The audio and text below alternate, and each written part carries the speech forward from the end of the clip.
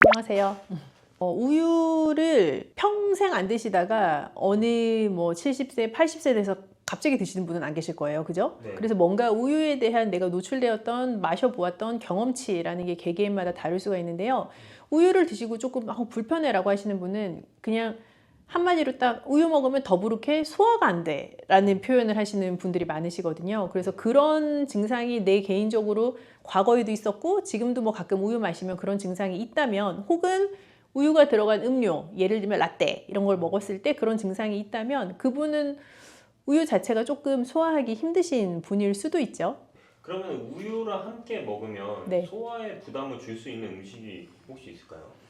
저지방, 무지방 우유가 아니고서는 우유 자체는 단백질도 되게 많고 지방 함량도 높은 음식이에요. 그래서 우유를 드실 때 무엇을 같이 먹느냐에 따라 똑같은 우유라도 소화가 오늘 좀 유독 불편한데 라는 생각을 하시게 될 수도 있는데요. 위에 머무는 시간이 긴 음식, 예를 들어서 빵이랑 우유를 같이 먹는 경우도 많잖아요. 근데 소화 기능도 이렇게 딱 썩 훌륭하지 않은 분인데 통곡물에 탄수화물 밀집적으로 들어있는 그런 빵이랑 우유를 같이 드시면 그 빵 자체가 위에 머무는 시간이 길단 말이죠. 그렇게 우유랑 드시게 되면 조금 힘들 수가 있어요. 그래서 지방이 너무 높은 음식도 우유랑 같이 드시면 위에서 부담이 갈 수 있고요. 단백질 함량이 너무 높은 음식도 우유랑 같이 드시면 힘들 수 있어요. 그러면 고기랑은 절대 안 어울릴 수도 있겠네요. 그렇게 생각하셔도 되죠. 우유랑 고기를 동시에 드시는 거는 소화기관 위 입장에서는 부담이 되죠. 그 부담을 줄 수 있는 것 중에 하나가 좀 가스가 찼을 때도 그럴 수 있잖아요. 그쵸. 가스가 찬다 하면 사실 이제 위의 문제라기보다는 장애 이슈인 경우가 더 많은데요. 위는 내가 음식을 입으로 섭취해서 식도를 따라 넘기고 나면 첫 번째로 만나는 소화기관이 이제 위의 역할은 강력한 위산을 분비를 해서 단백질을 소화시켜 나가는 게 이제 위의 본연의 기능이에요. 그래서 위에 체류하는 시간이 긴 음식이라는 것은 단백질 함량이 아주 높거나 혹은 지방 함량이 높은 것들이 이제 위에 체류하는 시간이 일반적으로 긴데, 그런 음식을 우유랑 같이 먹게 되면 위산의 역할이 적정하게 이루어지지 않은 상태에서 계속 위에 체류하는 시간이 길어지니까 더부룩하다라는 느낌을 갖게 되는 것이고, 우유를 찬 성질의 식품과 같이 먹었을 때는 이제 하복부에서 가스가 찬다는 느낌 받으실 수가 있죠. 그래서 그 위가 무겁고 더부룩한 거랑은 좀 살짝 다른 느낌일 수 있어요. 그 과일이랑은 조합이 괜찮아요? 과일이랑도 별반입니다. 왜냐하면 우유에 있는 성질과 우리가 예를 들어서 시트러스 계열, 신맛이 많이 나는 감귤류 이런 거를 같이 먹게 되면 우유 자체는 그 산성 성분이랑 만났을 때 약간 유막을 형성하면서 굳는 형태를 보이게 돼요. 우리가 그걸 커드라고 부르는데, 그런 커드를 형성하게 되는 형태로 위에 머물게 되는 시간이 이제 생길 수 있는 거예요. 그래서 우유랑 산성 성질이 높은 과일은 궁합이 별로 좋지 않아요. 그리고 찬 성질을 내는 과일과 우유를 함께 먹는 것도 썩 좋지는 않습니다. 우유는 어느 것과도 좀 조합이 안 좋을 것 같은데. 잘 익은 바나나를 우리가 쉐이크를 만들 거다라고 하면 우유랑 같이 넣어서 갈아서 드시기도 하시잖아요. 네. 그건 맛도 괜찮고 또 딱히 내 소화기관을 주는 형태의 조합도 아니고요. 그 조합에 연두부를 넣어서 같이 가셔도 돼요.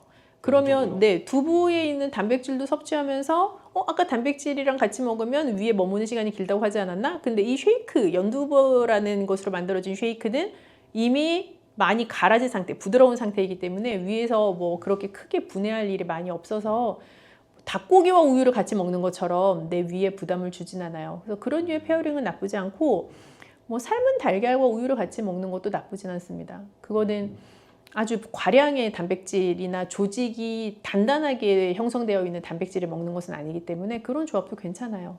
그리고 보통 아침에 좀 네. 먹을 때 보면은 토스트, 계란 이렇게 해가지고 우유랑 같이 먹는 경우도 있잖아요. 근데 이제 흰 빵을 토스트해서 드시는 경우가 이제 많으실 것 같은데, 이제 그런 흰 식빵 같은 경우는 탄수화물이 아주 밀도 있게 들어있는, 예를 들어 호밀빵 같은 거랑은 또 조금 달라요. 그래서 그거는 위 내에서 좀 부드럽게 넘어갈 수 있는 조직감이기 때문에 우유랑 같이 드셔도 크게 본인이 부담을 느끼지 않는다면 괜찮고요. 조직감이 아주 빡빡한 그런 빵이랑 우유를 아침에 드시게 되면 조금 부대낀다라는 생각이 드실 수 있죠. 보통 우유를 먹을 때 그 상식적으로 매운 음식 먹을 때도 우유를 좀 같이 먹잖아요. 자극적인 조합이죠. 아, 그래서 매운 음식을 먹어서 내가 불편함을 느끼기 때문에 우유 혹은 쿨피스 이런 거 찾으시는 건데, 내가 매운 음식을 먹었을 때 그 자극성 자체가 내 위 점막에서 느껴진다라는 의미로 해석을 할 수가 있거든요. 그럴 때 이제 우유를 먹게 되면 약간 산성기를 중화시켜주는 형태이기 때문에 편안함을 느끼실 수 있지만, 한편으로는 뭐랄까요, 상처 난 거를 또 다른 걸로 덮는 형태이기도 한 거예요. 그래서 실제 소화의 과정에 있어서는 조금 부담을 가중시키는 행위일 수도 있어요. 근데 이것도 매운 것에 대해서 견디는 역치 자체도 개인차가 있는 것처럼, 매운 거 뒤에 우유를 먹었어. 어떤 분은 너무 괜찮죠. 우유의 효과라는 게 있을 수 있다고 생각하시지만, 어떤 분은 그렇게 드시고 나서 바로 화장실로 달려가시는 분도 있을 수 있거든요. 그래서 각자의 개인차는 분명히 존재할 수 있는 요법이죠. 그러면은 우유를 좀 건강하게 마시려면은 어떻게 마시는 게 좋을까요? 아까 이제 뭐 바나나랑 네네네. 연두부를 말씀해 주신 것처럼 좀 우유를 좀 건강하게 잘 먹을 수 있는 방법이 있으면 좀 좋을까요? 일단 우유 자체를 뭐 좋아하시고 소화하시는데 크게 불편함이 없다고 하면, 저는 성장기 어린이들한테는 뭐 무지방 저지방 선택하는 것보다 그냥 일반 흰 우유를 선택을 해서 뭐 잘 익은 바나나나 혹은 오트 그런 거를 넣어서 이제 갈아가지고 먹는 방법도 좋다고 생각하고요. 이제 그 방법이 일반 우유를 그냥 먹는 것보다 조금 더 좋겠다라고 생각을 하는 이유는, 우유 자체의 액체의 흐름성보다 바나나나 귀리를 우유와 함께 갈고 나면 좀 뻑뻑하잖아요. 그래서 목 넘김 자체가 꿀떡꿀떡 이렇게 넘어가지는 않아요. 그래서 먹는 속도도 좀 줄어들게 되고, 그래서 우유를 200ml를 마신다고 해도 그냥 일반 우유 200ml 먹는 거랑 우유 200ml를 넣어서 갈아 놓은 쉐이크를 먹는 거랑 내 위에서 우유가 들어오는 속도가 다르잖아요. 그래서 좀 소화시키는데 오히려 낫다는 생각도 들고, 또 비타민, 미네랄, 바나나에서 오는 거, 그런 거 식이섬유 같이 섭취할 수 있는 방법이기 때문에 더 좋다고 생각 들고요. 뭐 어르신들한테 추천을 드리고 싶은 방법은, 이제 식사를 하시면서 일반 밥이 잘 안 넘어가니까 뭐 죽을 드셔서 조금 부드러운 식사를 하시고 싶거나, 혹은 뭐 누룽지를 끓여서 드시거나 하는 류의 식사를 한 끼 정도 대용하시는 경우가 꽤 있단 말이에요. 근데 그런 류의 식사는 굉장히 탄수화물 편향적인 성격을 가지기가 쉬워요. 그래서 그런 식사를 뭐 한 끼 정도 드시는 분들은 죽을 끓일 때 물을 넣지 않고 우유를 넣어서 같이 끓이는 것도 괜찮아요. 그러면 조금 더 고소한 맛이 나기도 하고, 우유가 가지고 있는 영양 성분도 같이 먹을 수 있기도 하고요.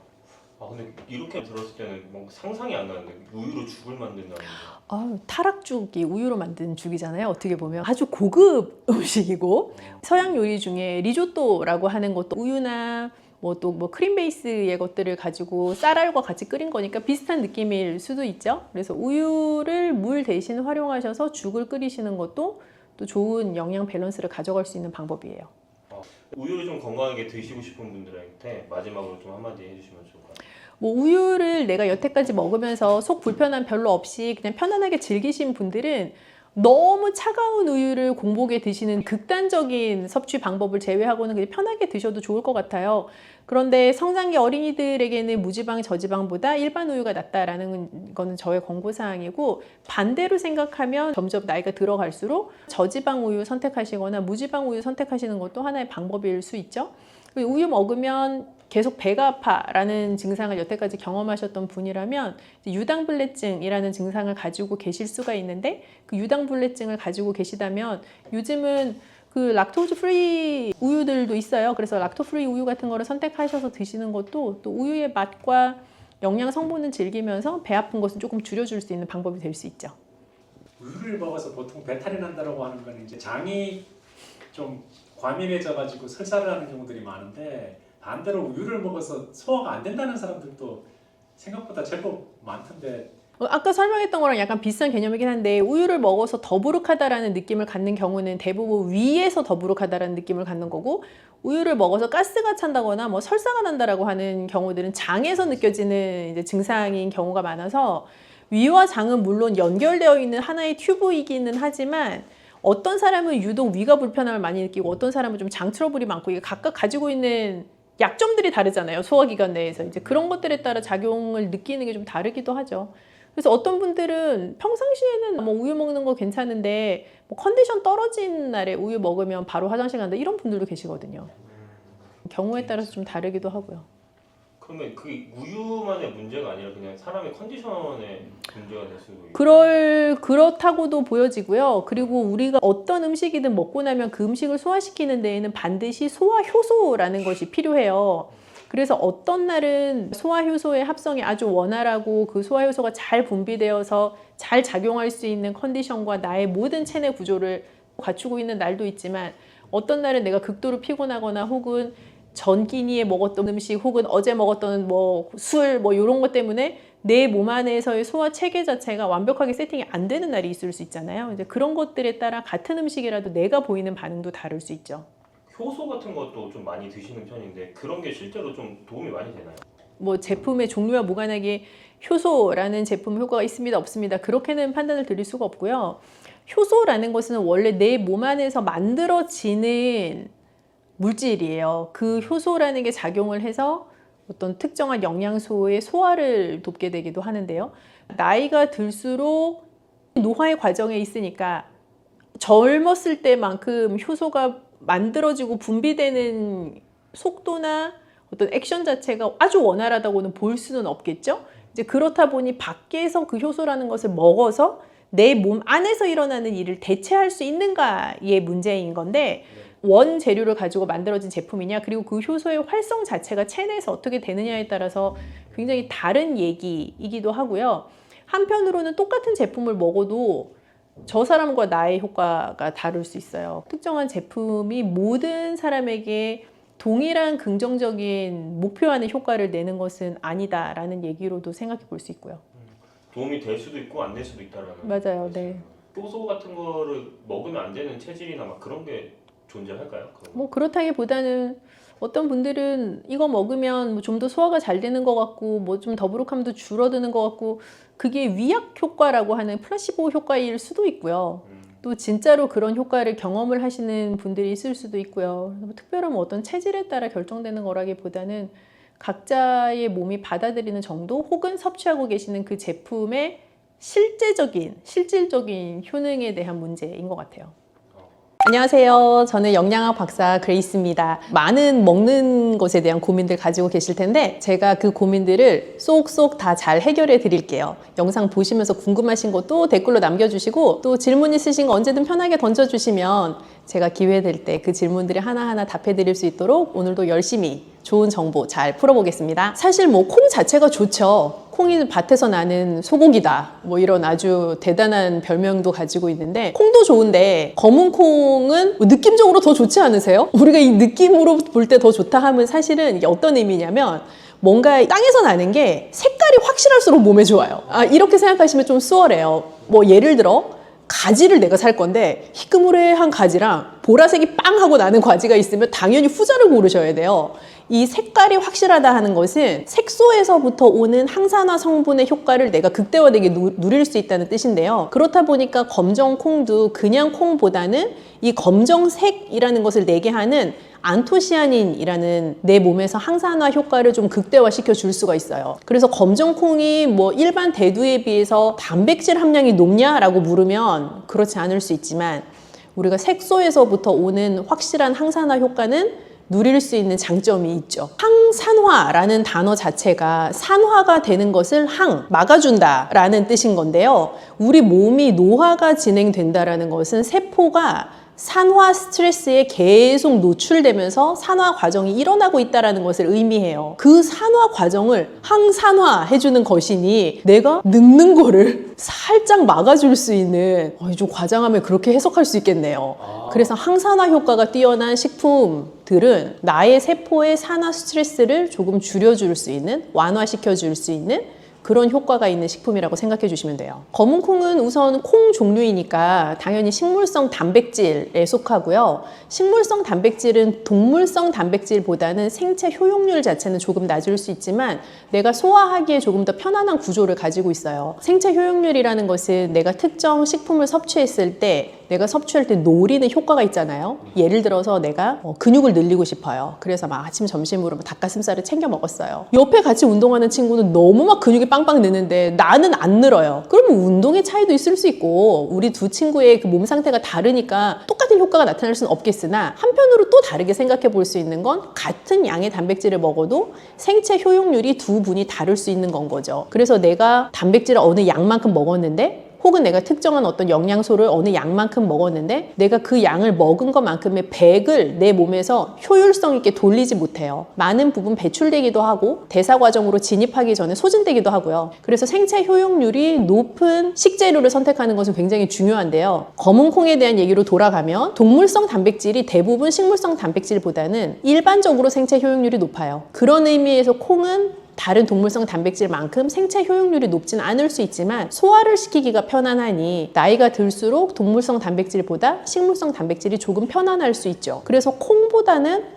두부가 조금 더 소화하기 쉬운 것처럼 그런 식의 생체 효용률이나 소화의 어떤 관점에 따라 내 몸이 단백질 원을 받아들이는 속도나 그래서 단백질을 풍부하게 포함하고 있고요. 검은색이라는 색소가 가지고 오는 안토시아닌의 항산화 효과 누려볼 수 있고요. 그리고 이 검은 콩 자체가 편하게 좀 접할 수 있는 식재료이기도 하잖아요. 그래서 미네랄이나 비타민도 그 안에 꽉 차 있는 것을 좋은 소화되기 쉬운 단백질 원으로 섭취할 수 있기 때문에 사실 굉장히 영양적으로 균형이 좋은 식품이에요. 그 콩팥이라는 기관 자체가 결국은 내 몸이 섭취한 모든 것에 대한 최종적인 찌꺼기 배출을 해야 되는 기관인 건데 그 콩팥병도 내가 만약에 콩팥병 환자로 진단을 받았어요. 그러면 단계가 있어요. 이게 1단계, 2단계, 3단계, 4단계, 5단계를 지나가면서 뭐 투석도 해야 되고 점점 안 좋아지는 단계로 가는 건데 만약에 1, 2단계의 초기 정도라고 하면 검은 콩을 뭐 양것이라고 하기는 그렇지만 검은 콩을 그냥 자연스러운 양만큼 섭취하셔도 괜찮아요.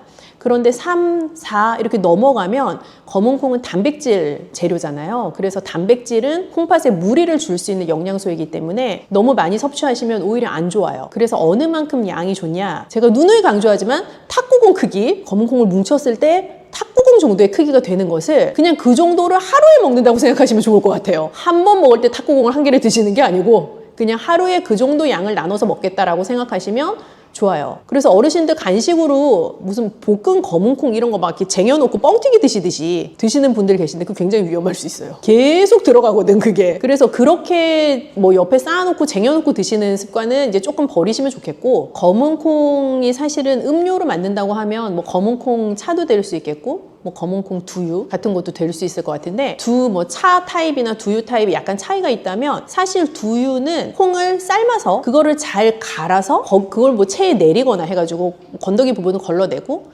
먹는 거예요. 근데 차는 우려서 먹는 거기 때문에 사실 콩 자체의 어떤 알갱이를 섭취하게 될 일은 별로 없잖아요. 그런 부분에서 약간 뭐 점도도 다르고 가지고 있는 영양소도 다른데 콩팥병이 심하시면 저는 오히려 검은콩 두유보다 차 타입을 더 추천드리고 싶어요. 색소에서부터 오는 효과는 차 타입도 그대로 가져갈 수 있는데 두유 타입은 굉장히 농축적으로 단백질을 많이 먹을 수 있게 되는 드링크이기도 하고 한편으로 시중에서 파는 두유들은 알게 모르게 소금도 꽤 많이 첨가가 되어 있고 설탕이나 달게 하는 재료들도 많이 첨가가 되어 있는 경우가 많아요. 그래서 집에서 두유를 만들어 드시면 시중에 파는 두유와 전혀 맛이 다른 아주 밍밍한 두유가 되는데 그 이유가 집에서 소금 설탕 안 넣고 만들면 사실 그게 원래 본연의 두유의 맛인 건데 시중 두유들은 아니잖아요. 입에 쫙쫙 달라붙거든요. 그래서 그런 두유보다는 오히려 검은콩 차가 신장질환 있으신 분들에게는 또 권할 만한 메뉴이기도 합니다. 신장병 환자는 특정한 어떤 모든 식품이 그렇지만 특정한 무슨 단일 식품을 먹고 그 병에 나아보겠다라고 생각하는 건 그거 정말 다 오산이에요. 무슨 병에 걸렸는데 그거를 회복하고 낫게 하기 위해서 어떤 하나의 단일 식품만 강조하는 누군가가 있다면 그 사람 살짝 사기꾼이에요. 그래서 그렇게 의존하시면 애매한데요. 그 신장질환인 분에게 좋은 두유라고 한다면 제가 지금 잘 상상이 안 되는데 사실 결국 양이거든요. 그래서 그래서 신장병 환자에게 좋은 두유라고 해서 그 두유를 삼시세끼 먹고 간식으로도 먹고 막 이렇게 하면 정말 안 되고요. 그런 뭔가 좋은 정말 잘 만들어진 양질의 아주 좋은 두유가 있다면 하루에 한 잔 정도 한 번에 다 후루룩 드시지 마시고 뭐 한 두세 번에 나누어서 그렇게 드시면 무리 없이 드실 수 있을 것 같아요. 사실은 이 콩 단백질이 소화가 잘 될 수 있는 단백질이긴 한데 어떤 예민한 분들은 콩 먹고 나면 약간 배 아프다고 하시는 분들 계시거든요. 그래서 검정콩을 내가 영양학적인 효능이 있다고 하니 먹고는 싶은데 얘를 어떻게 소화가 잘 되게 먹느냐가 사실 핵심인 거예요. 그래서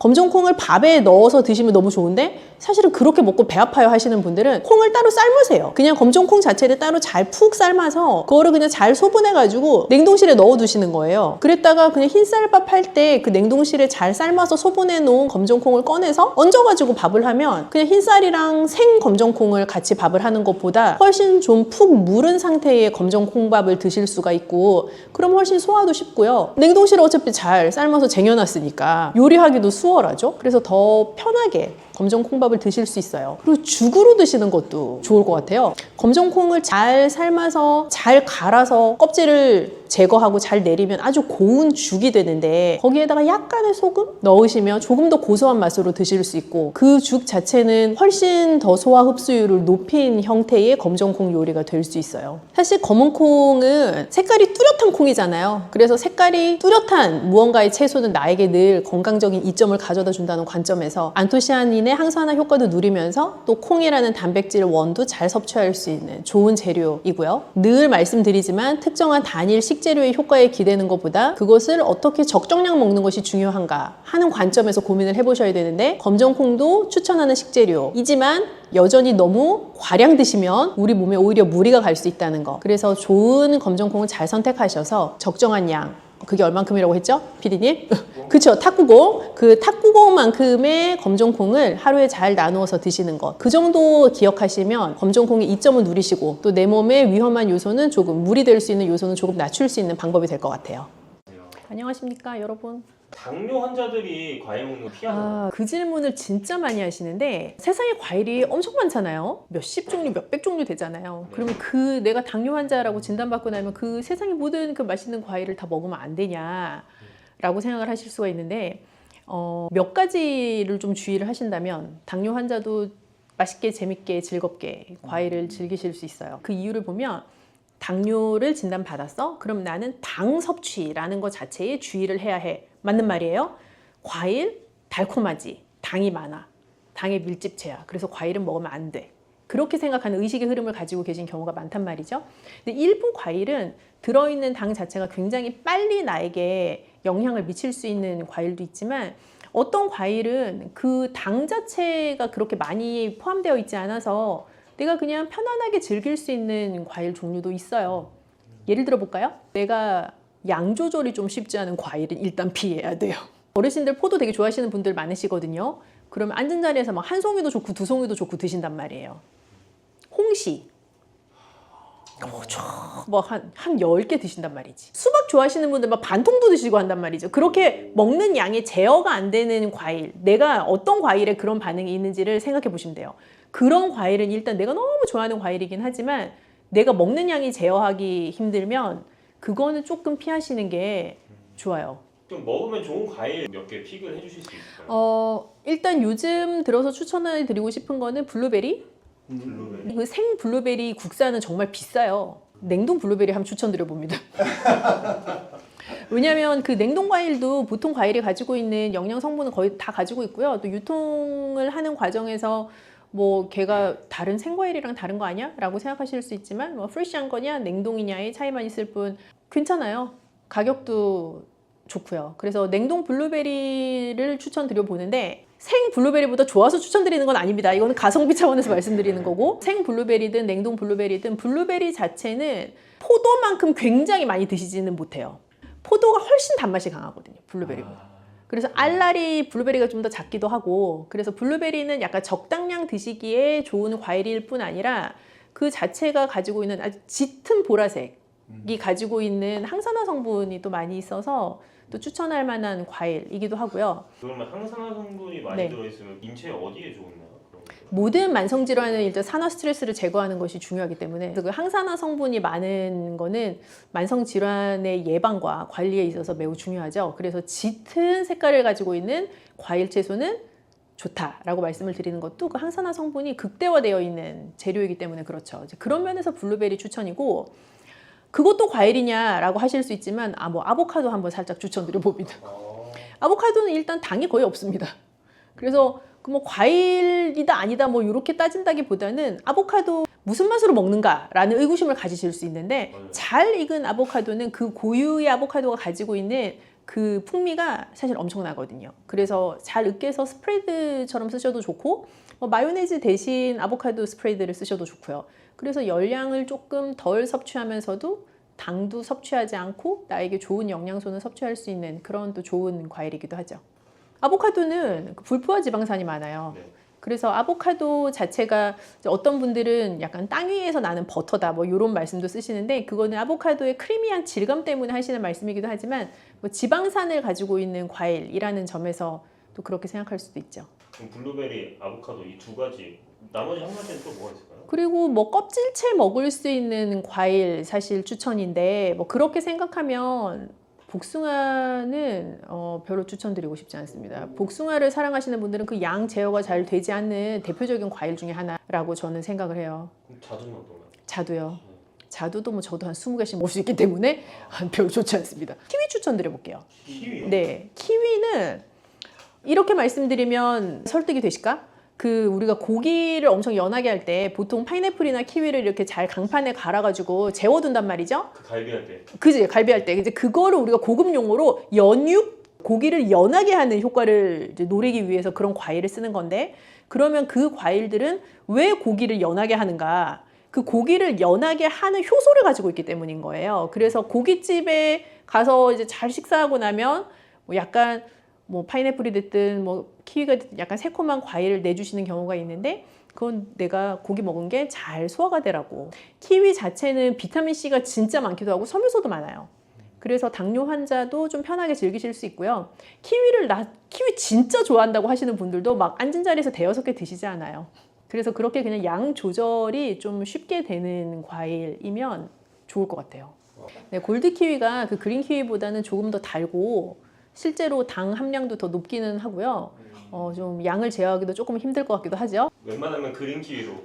저는 그렇게 추천드리고 싶어요. 약간 이 확실한 맛이 있는 것이 좋은데요. 요즘 과일들은 고유의 맛이 좀 사라지고 다 같이 그냥 평준화된 단맛이 나는 경우가 많은 것 같아요.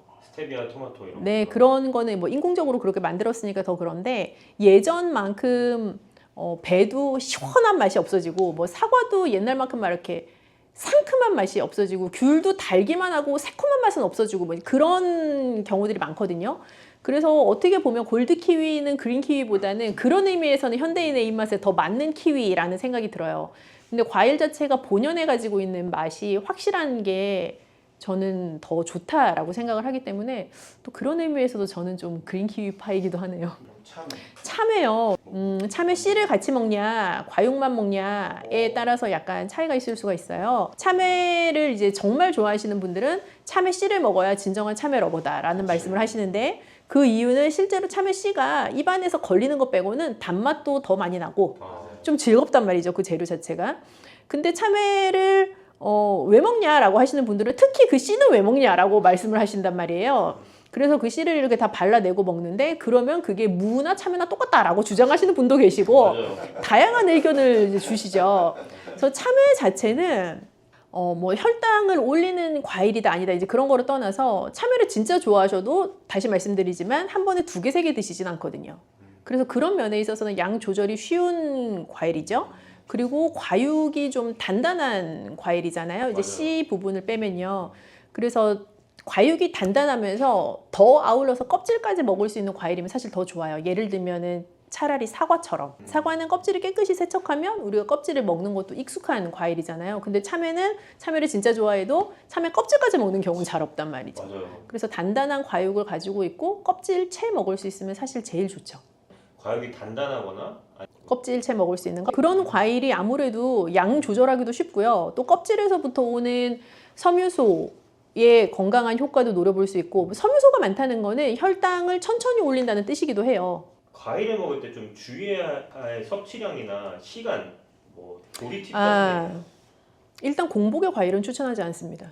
우리가 뭐 공복의 사과는 의사보다 낫다 이런 말도 하죠. 근데 그런 케이스는 당뇨도 없고 내가 그냥 평상시에 아주 건강한 식생활을 잘 하고 있고 내가 사과 하나를 공복에 즐기는 것이 건강 습관으로 잘 자리를 잡으신 분들에게는 여전히 추천이에요. 뭐 건강하신 분들이요. 그런데 당뇨 진단받고 나서 공복에 과일을 먹게 되면 공복이라는 것은 배가 비어있는 상태인 거예요. 내 위장이 비어있는 상태. 그래서 실컷 잤어. 한 8시간 잤어요. 그러면 뭐 8시간 자기 직전에 뭐를 드시고 주무시진 않았을 터이니 뭐 한 12시간, 11시간 이상 위장이 이제 비어져 있는 상태인 건데 그 상태에서 과당을 가지고 있는 과일을 탁 하고 섭취하게 되면 아주 빠르게 혈당 피크를 탁 올라갈 수 있는 혈당 계기가 스파이크. 돼요. 네, 그래서 뭐 혈당 스파이크를 꼭 그린다라기보다는 빠르게 혈당을 상승시킬 수 있는 요인이 되기도 해요. 그래서 공복의 과일은 피하시면 좋겠고 식사와 과일이 별개라고 생각하시는 것보다 오히려 그냥 과일이 식사의 일종이라고 생각하시는 게 혈당 관리에는 더 맞을 수 있어요. 물론 뭐 과일을 간식으로 먹고 하면서 조금 약간 나른한 그런 시간대에 좀 프레시함도 스스로 주기도 하고 하는 그런 효과는 사실 노릴 수는 없지만 우리가 당뇨 관리 차원에서 본다면 과일을 별도의 시간에 떼어놓고 먹는 것보다 오히려 식사의 부분이라고 생각하시는 게 더 수월하게 혈당 관리할 수 있기도 해요. 참외 같은 거를 반찬으로 만들어서 먹기도 하잖아요. 유독 과일을 반찬화 시켜서 먹는 거는 이제 여름 과일에 많다고 생각이 돼요. 뭐 예를 들면은 참외를 그렇게 뭐 무쳐서 먹거나 혹은 참외 깍두기 같은 형태로 먹을 수도 있고요.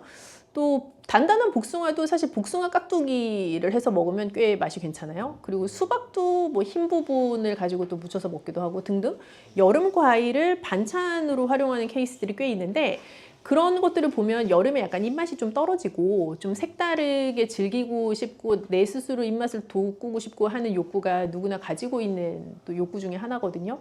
그래서 과일의 맛들을 좀 이용해서 그렇게 다양한 방법으로 활용을 하시는 것 같아요. 그래서 그걸 뭐 식사의 일부로 과일을 편입시키세요. 그러니까 아 그래? 그럼 내가 과일도 반찬으로 만들어 먹어야지. 이런 개념이라기보다는 그냥 내가 자연스럽게 그냥 내 몸이 그런 새로운 방법들을 계속 탐색하고 모색해 나가는 거죠.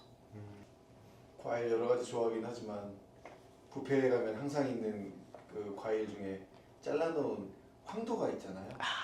그 황도에 얽혀 있는 재미있는 얘기가 저의 그 상담 고객들에게도 굉장히 많은데 누구나 피해갈 수 없는 즐거움을 주는 게 황도 통조림이란 말이죠. 그렇죠.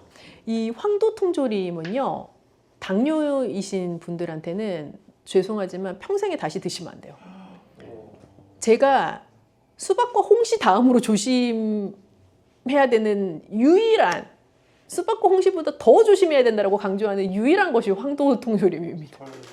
그러면은 백도는 괜찮냐라고 물어보시지만 다 똑같습니다. 그것은 복숭아이기 때문에 그런 게 아니라 통조림이기 때문에 그래요.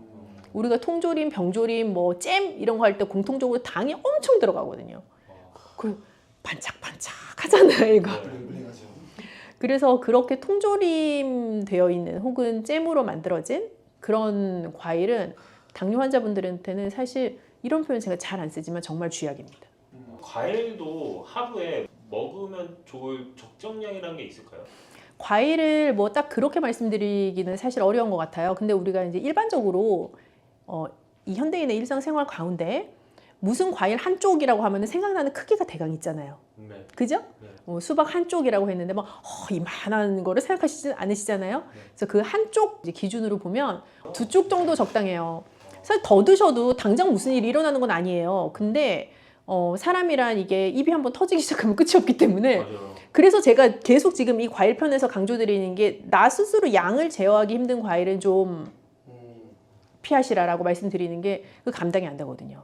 그래서 어떤 것이든 한 번에 드실 때는 2쪽 정도가 적당하다. 뭐 하루에 한 2번 정도까지는 괜찮겠다라는 일반화된 것으로 생각해 보자면 그 정도로 표준화해 볼 수 있을 것 같아요. 물 먹는 거나 수박 먹는 거나 별 차이가 없을 것 같은 느낌인데 수박 자체는 그러니까 모든 우리가 입으로 먹는 모든 재료는 어찌 되었든지 간에 혈당이라는 것에 영향을 미치게 돼요. 그 이유는 혈유 안에 들어있는 포도당의 농도 정도란 말이죠. 그러면 내 이 혈관 안에 피가 돌아다니는 거기에 포도당이라는 게 늘 일정한 농도를 가지고 유지가 돼야 돼요. 그거를 우리가 고급 용어로 항상성이라고 불러요. 내 몸에 늘 일정하게 유지되어야만 하는 성질. 예를 들어 체온. 우리 뭐 애 열나요? 51도? 아니잖아요. 굉장히 작은 범위 내에서 열이 나고 저체온증이 오고가 결정이 되거든요. 그래서 사람의 체온도 항상성의 그 범위 내에서 늘 유지가 돼야 돼요. 근데 혈당도 그래요. 혈당도 항상성의 어떤 기준에서 유지가 돼야 되는데 내가 몇 날 며칠을 굶어도 내 몸은 최대한 노력을 해요. 내 혈당의 그 특정한 기준선을 유지할 수 있게 노력을 한단 말이죠. 그래서 내가 자다 깨서 먹지 않아도 내가 아침에 일어나면 저혈당으로 기절하지 않고 건강하게 일어날 수 있는 이유는 밤에 무얼 먹지 않아도 계속 그 혈당의 항상성을 유지하려고 노력하기 때문인 건데 그걸 조금 비틀어서 생각을 해보면 어떤 것을 먹으면 그 항상성의 위배가 될 수 있는, 즉 일반적인 혈당의 그 수치를 피크로 올라가게 벗어나게 만들 수 있는 영향이라는 거를 끼칠 수 있단 말이죠. 그럼 어떤 재료는 그걸 아주 급격하게 높게 영향을 미치는 재료가 있고 어떤 재료는 그걸 완만하고 별로 높지 않은 피크를 유도하는 재료가 있을 뿐인 거예요. 그리고 뭐 최근에 연구에 따르면 어떤 똑같은 재료여도 각 개인에 따라서 그 혈당에 영향을 미치는 정도나 범위가 다를 수가 있어요. 그러면 이제 그런 차원의 생각을 해보면 모든 재료에 우리가 특정한 수치를 붙일 수가 있는데 그게 요즘 다이어트 할 때 유행하는 그 GI 지수라는 거예요. 각 재료가 혈당에 어떤 정도의 영향을 미치는가를 이제 수치화해 놓은 것인데 수박은 과일 중에서도 GI 지수가 좀 높은 편에 해당을 해요. 그래서 뭐 그게 수분이 많은데 왜 혈당을 올리냐, 물 마시는 거랑 같지 않냐, 그냥 개념적으로는 그렇게 생각하실 수 있는데 실제로는 혈당을 많이 높일 수 있는 재료에 해당하는 거죠. 그러면은 수박 주스도 안 되겠네요. 수박 주스는 이제 더 빠르게 혈당을 높이죠.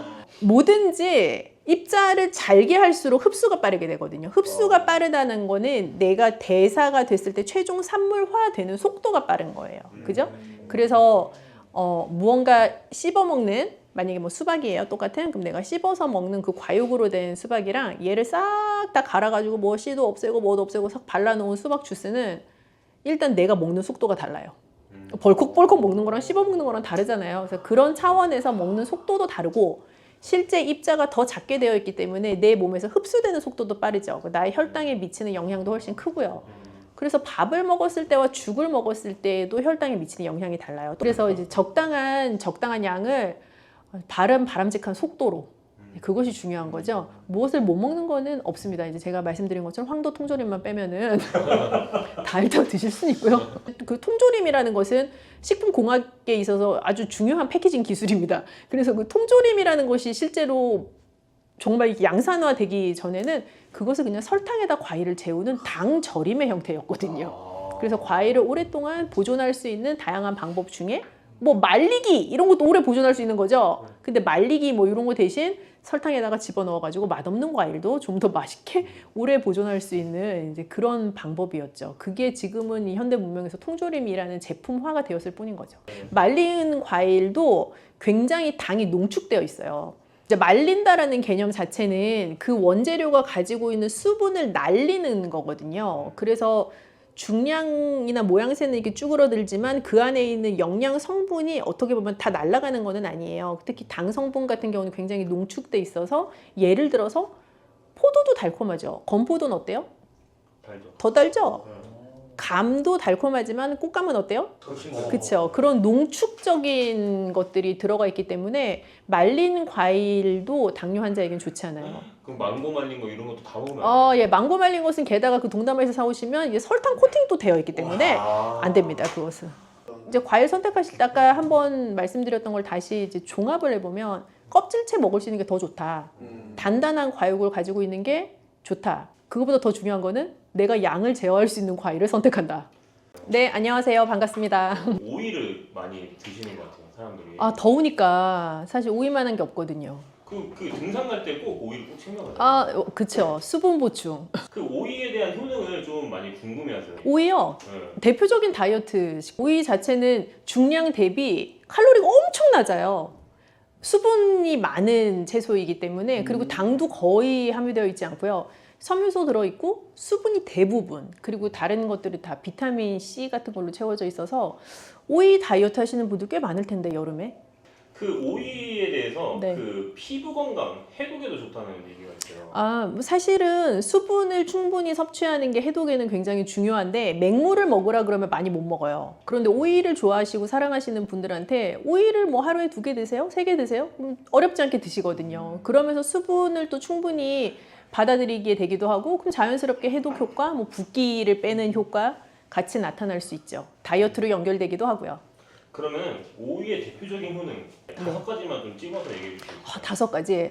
일단 붓기 제거. 왜 붓기 제거인가요? 충분한 수분. 아, 충분한 수분 때문에. 네, 그게 되게 중요해요. 그래서 뭔가 내가 뭐 물을 많이 마시라고 하는데 좀 맹물 먹기 힘들어요 하시는 분들 각자의 방법이 있으실 거예요. 예를 들면 뭐 레몬수를 드시는 분도 계실 테고 보리차를 생수 대신 드시는 분도 계시고 다양할 텐데 오이를 드셔도 돼요. 굉장히 충분한 수분을 공급받을 수 있는 채소에 해당해요. 그래서 붓기 제거 일단 중요하고요. 수분 공급에서 따라 나오는 해독작용, 해독작용. 뭐 거기에서부터 연결되는 다이어트. 그게 3대 효과라고 생각하는데요. 그리고 만약에 오이 껍질을 깨끗하게 세척해가지고 드실 수 있다면 오이 껍질은 속보다 섬유소가 훨씬 많거든요. 그래서 섬유소도 같이 먹을 수 있고 그럼 당연히 장 건강에도 도움이 되겠죠. 레몬수랑 보리차도 이렇게 비교를 해주셨어요. 네. 근데 제가 듣기로는 레몬수도 다이어트에 효능이 그렇게 좋다고 들었었는데 오이랑 레몬수를 비교했을 때는 어느 게 좀 더 좋다고 볼 수 있을까요? 그런 비교하는 질문 많이 물어보시는데 그게 제가 레몬수가 좋다, 뭐 오이가 좋다라고 사실은 딱 대답할 수는 없고요. 이거는 그렇게 생각하시면 돼요. 우리나라 사람들이 요즘 오이에 대해 불호인 분들이 많으세요, 꽤. 오이 안 드시는 분들은 뭐 토마토도 안 드시고 수박도 안 드시고 이제 그런 경우가 많은데 오이 안 드시는 분들한테는 당연히 오이 먹으라 그래서 효과가 없겠죠? 그럼 본인의 방법을 찾는 거죠. 근데 나는 뭐 위장이 안 좋아, 위가 좀 예민하고 불편해 하시는 분들은 또 레몬수가 괜히 자극적일 수 있죠. 그래서 나한테 맞는 걸 찾아가시는 게 중요한 거죠. 좀 위장이 안 좋으신 분들은 그 레몬수 대신 오이로 다이어트를 하시는 게 좋고 네, 그렇게 생각하실 수 있죠. 예. 만약에 오이 알러지나 오이를 좀 불호하시는 분들은 레몬수를 드시면서 또 그럴 수 다이어트를 있죠.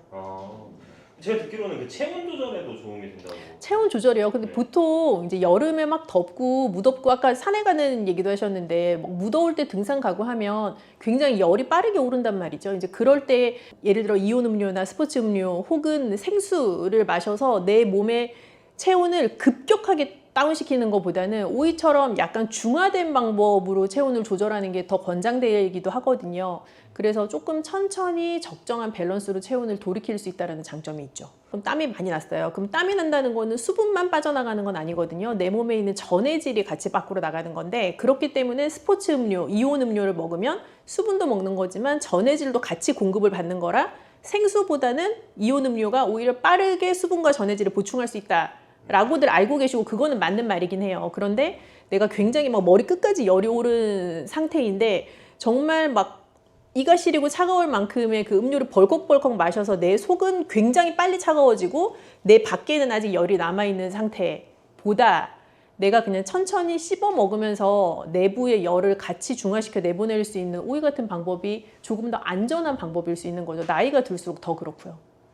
그렇게 되면 약간 신장마비나 그런 쪽으로도 볼 수 있는 건가요? 아주 심각하면 그럴 수 있겠죠. 오이 껍질에는 네. 혹시 어떤 효능이 있는지 좀 구체적으로 말씀해 주실 수 있어요? 오이 껍질이 더 진하고 오이 속은 좀 희끄무레하잖아요. 네. 그래서 오이 껍질에 굉장히 영양소가 어떻게 보면 밀집되어 있는 그 색깔로부터 오는 항산화 성분의 영양소가 밀집되어 있다고도 볼 수 있는데 아마 고등학교, 중학교 시간, 생물 시간에 다 엽록소 뭐 이런 거 들어보셨을 거예요. 네. 그거 이제 클로로필이라고 부르는 건데요. 오이 껍질에는 클로로필이 굉장히 많아요. 그래서 농약 문제 때문에 이제 껍질을 보통 벗기고 요리를 하시기도 하고 뭐 반쯤 벗기기도 하고 하시는데 뭐 식초물이나 그런 데다가 담궈놨다가 하시게 되면은 너무 뾰족뾰족한 어떤 오이에 따라서 이 뾰족뾰족한 게 있기도 하잖아요. 그런 것만 잘 제거하시면 껍질 같이 섭취하시는 거 언제든지 권장드리죠. 오이 지금까지 얘기만 들었을 때 너무 좋은 것 같아요. 슈퍼푸드처럼 느껴지는데 오이와 함께 먹으면 안 되는 음식이 있을까요? 뜨거운 곳에 있을 때 혹은 내가 막 머리 끝까지 열이 올랐을 때 나를 이렇게 좀 차갑게 진정시켜 줄 수 있는 거다라는 말씀 드렸는데, 그거를 조금만 반대로 생각해 보면 너무 찬 성질이 있는 식품이랑은 안 맞는 거예요. 예를 들면 오이랑 뭐 찬 우유를 벌컥벌컥 같이 먹는다거나, 상상만 해도 배가 아프지 않으세요? 그렇죠. 그렇게 먹는 건 별로 안 좋고, 오이랑 당근을 같이 먹는 게 무슨 치명적이어서 안 좋은 게 아니라 서로 가지고 있는 영양 성분 사이에 약간 상충이 일어날 수도 있어요. 그런데 내가 얘랑 얘를 같이 먹으니까 정말 내 몸에 별로야, 이렇게까지 느끼려면 한 트럭씩 먹어야 돼. 그렇게까지는 아니지만 어쨌든 영양 성분 상의 작용으로 봤을 때는 오이랑 당근을 같이 먹는 게 뭐 좋은 밸런스는 아니다. 그 정도로 생각하셔도 될 것 같아요. 근데 이걸 어떻게 생각하셔야 되냐면, 이제 음식의 성질에 있어서 차다라고 하는 거는 음식 자체가 차갑다, 뭐 음식 자체가 뜨겁다, 그런 개념이라기보다는 내 몸에 들어왔을 때 찬 성질을 가지고 있다로 이해를 하셔야 되는데, 이제 말씀하신 것처럼 오이 냉국을 예를 들면 우리가 오이 냉국 만들 때는 식초도 들어가게 되고 뭐 미역 같은 재료도 같이 들어가고 양파 같은 것도 뭐 슬라이스해서 들어가기도 하고, 그래서 오이의 찬 성질을 보완해 줄 수 있는 다른 재료들이 같이 들어가요. 그 오이 냉국 자체는 오히려 여름철에 더 수분을 빠르게 공급해 줄 수 있고 좀 입맛도 돋궈줄 수 있는 메뉴가 되기도 하죠. 양파나 이런 것처럼 오이 냉국에 들어가면 좋은 재료들 좀 몇 개. 미역, 양파, 그리고 뭐 식초 반드시 들어가니까 좋은 식초. 요즘 많이 말씀하시는 뭐 발사믹 식초 같은 것도 비싸다고 다 좋은 건 아니고요. 그냥 나한테 맞는 적당한 향을 가지고 있는, 그리고 뒷면 돌려보셨을 때 뭔가 첨가물 없이 자연 발효된 그런 식초는 뭐 브랜드 상관없이 모두에게 좋죠.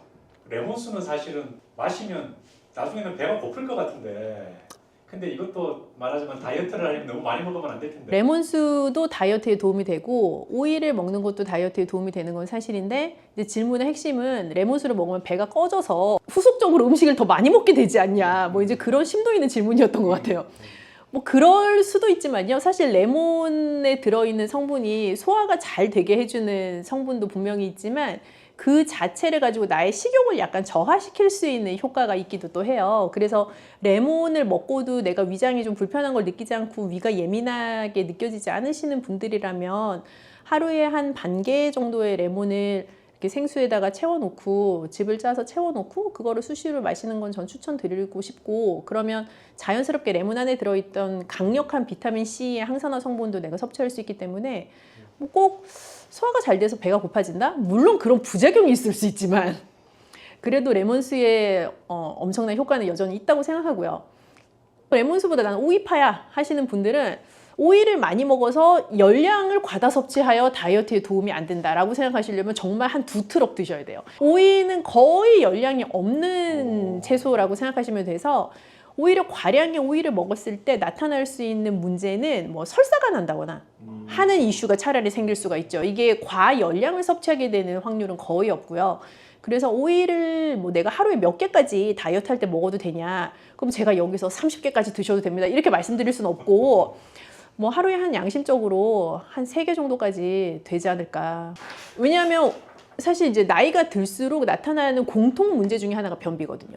그래서 변비 환자에게 우리가 일반 젊은 성인들이 먹고 약간 복통과 설사를 유발할 수도 있는 그런 재료를 주어서 화장실을 잘 가게 해도 되냐, 굉장히 위험한 발상이에요. 그래서 변비라는 게 여러 이유에서 비롯될 수가 있는데, 우선 노년기에 찾아오는 변비의 이유는 크게는 2가지예요. 이제 식사량 자체가 많이 줄어서 내가 위에서 먹어야 밑으로 내려갈 게 있는데 이제 그렇게 할 만큼 밀어내 줄 수 있는 게 없어서 변비가 오기도 하고, 2번째는 모든 소화기관은 결국 근육의 작용이에요. 그래서 내가 근력 자체가 점점 빠져나가기 때문에 이제 소화를 이게 꿈틀꿈틀거리면서 시켜줄 수 있는 힘이 많이 딸리게 되고, 그래서 변비가 올 수가 있거든요. 그 2가지 이유 모두 다 사실은 어찌 보면 자연스러운 노화의 과정이기는 한데, 변비라는 건 굉장히 괴롭죠.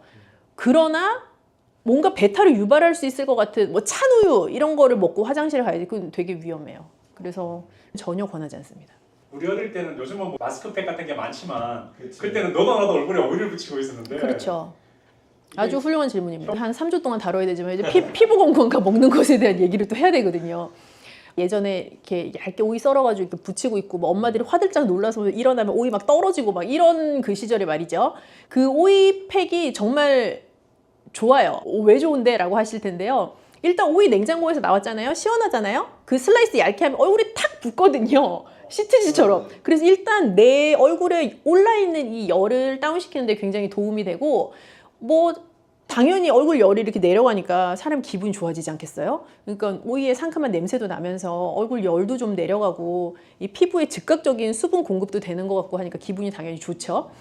그래서 여러 이 마스크팩들도 보면 뭐 여기에 뭐 콜라겐이 들어있어요. 뭐 각종 비타민 C, 비타민 A가 들어있어요. 그런 류의 마스크팩들이 많은데 사실 다 들어보면 그 영양소란 말이죠. 그거를 내가 얼굴에 붙이고 있는 게 좋으냐? 내가 먹는 게 좋으냐라고 하면 단연코 2번입니다. 예를 들면 내가 콜라겐을 얼굴에 붙이는 게 좋냐? 뭐 콜라겐을 크림으로 바르는 게 좋냐? 아니면 콜라겐이 들어있는 음식을 먹는 게 좋냐라고 하면 노리는 효과는 같거든요. 내 피부에 콜라겐이 채워지기를 원하는 효과인 건데 내 얼굴에 붙이고 있다고 해가지고 그 콜라겐이 내 피부 밑에 콜라겐을 필요로 하는 곳까지 내려가는 건 아니에요. 근데 먹는 것도 결국에 어떻게 생각하면 마찬가지 아니야? 라고 생각하실 수 있지만 먹는 것은 피부에 붙이고 있는 것 대비해서는 훨씬 대사라는 과정이 있기 때문에 결국 내가 원하는 목표를 조금 더 잘 달성할 수 있게 하는데 도움이 되죠. 몸에 안 좋은 거를 안 먹는 게 더 빠를 수 있어요. 술, 탄 거, 뭐 기름진 거 뭐 이런 거. 그럼 박사님 붙이고 먹고 두 개 다 하시나 보네. 저는 오일 좋아해요. 여름에 많이 먹는 재료 중에 하나예요.